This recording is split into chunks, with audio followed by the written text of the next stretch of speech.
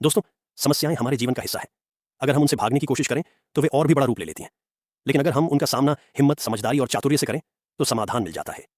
बहुत समय पहले एक गांव के किसान ने लाला साहूकार से अपनी जमीन के बदले में कर्ज लिया था, लेकिन फसल न हुई, इसलिए वह कर्ज चुका नहीं सका। तो फिर लाला साहूकार ने जबरदस्ती वसूली शुरू की और उसके घर तक पहुंच गया। यह उसकी नजर किसान की जवान बेटी पर गई और साथ ही नीयत में खोट आई।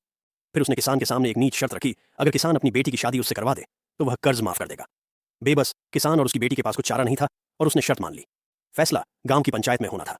सब पंचों के सामने यह तय किया गया कि साहूकार एक थैली में 2 पत्थर डालेगा, एक काला और एक सफेद। अगर लड़की ने काला पत्थर निकाला तो शादी होगी और कर्ज माफ होगा।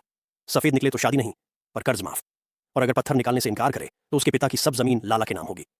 जब फैसले की घड़ी आई तब लाला साहूकार ने छल दिया। उसने दोनों पत्थर काले डाले और ये जब कर रहा था वो चुपके से लड्डचकी ने देख लिया। अब क्या किया जाए? लड्डचकी ने सोचा और अभी 3 संभावनाएं थीं।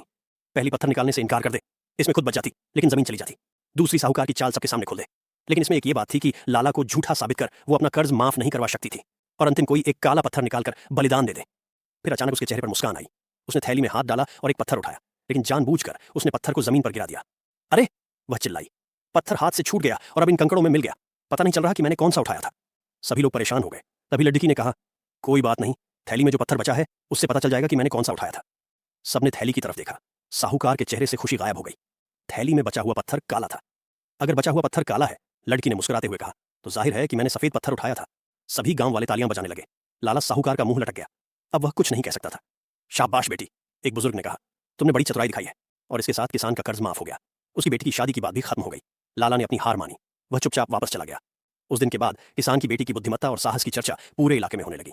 दोस्तों, इस कहानी से सीख मिलती है कि समस्या चाहे कितनी भी बड़ी हो, अगर दिमाग से काम लें तो हर मुश्किल का हल निकल आता है। आज के लिए इतना ही, मिलते एक नई कहानी के साथ। धन्यवाद।